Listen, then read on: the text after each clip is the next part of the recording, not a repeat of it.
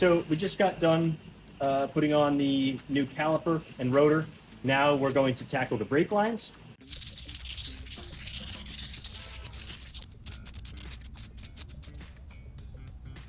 On this Jeep, we are replacing the OEM brake lines with the Clayton off-road front and rear extended brake lines.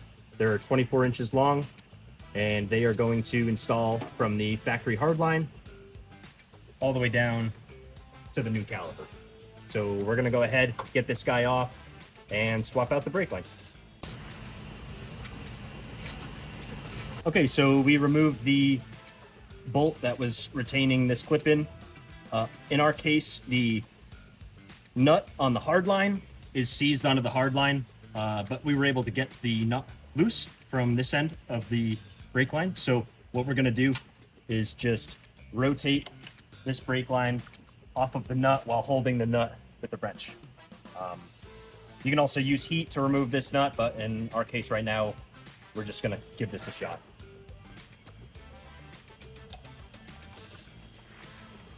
So I'm just slowly going around. There it goes. So this vehicle already had a brake line extension. We are going to take this off as the hard line is going to be remounted up here at the OEM location. So we're going to reuse that bolt, and we are going to mount the supplied brake line bracket. This is just going to slip right through over the hard line, and we're just going to get this bolt started here. So we're going to push the line very gently up and just kind of give it a bend so that our new brake line will mount about here. You may need to clean up the threads on this hardline nut, so we're going to do that real quick just with a small wire brush. Just go around very gently, try to take off any gunk you see. Don't need to go crazy with it, just enough, especially if you're having a hard time threading on the new brake line. So we got our hardline nut fed through the supplied bracket. We're now going to take the female end of the new brake line and get the thread started.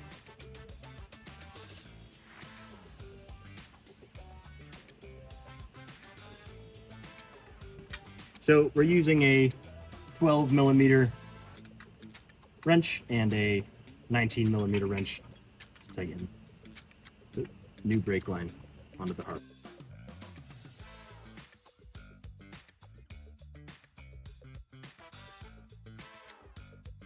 Now we're going to take the supplied brake line clip, push the new brake line up as far as we can, and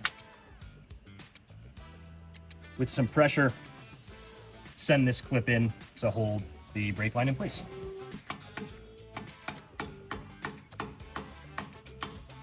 So in the brake line kit, you are going to be given 2 new copper brush washers. These go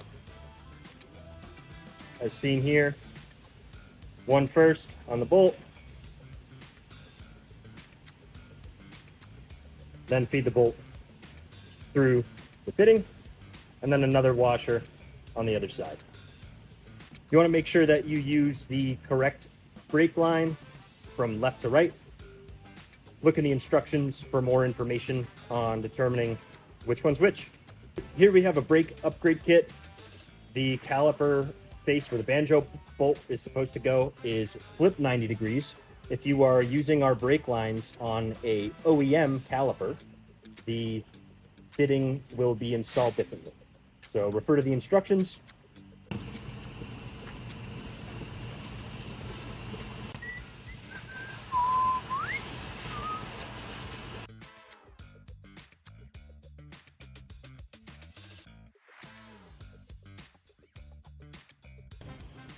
Here we have factory calipers on the rear of this JK.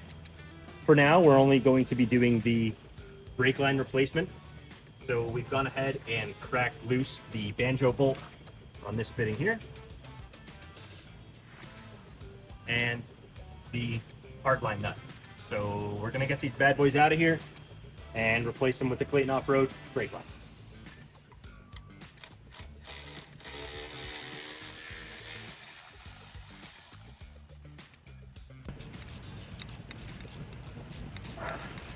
So unfortunately, again, on the rear here, the hardline nut is seized.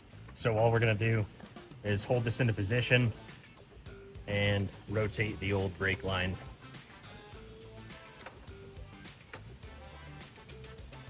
off of the hard line. Okay, we got the factory brake line off. We're now going to mount the brake line bracket with the original frame brake bolt. We're going to keep this loose so we can rotate the bracket as needed when the new brake line's in.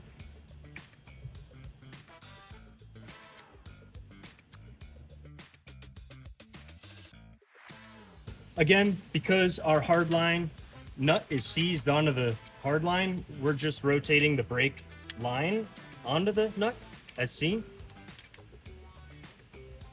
We want to be extra careful when starting the threads on these to make sure that the new brake line doesn't cross thread. And you'll want to tighten these until they bottom out.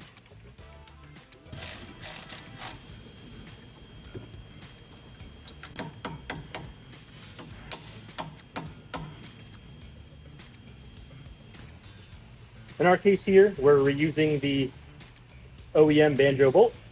Same as the front, you're going to want to put a copper crush washer first. Feed the bolt through the Banjo fitting. And then add the second crush washer there. And we're going to bolt this thing up.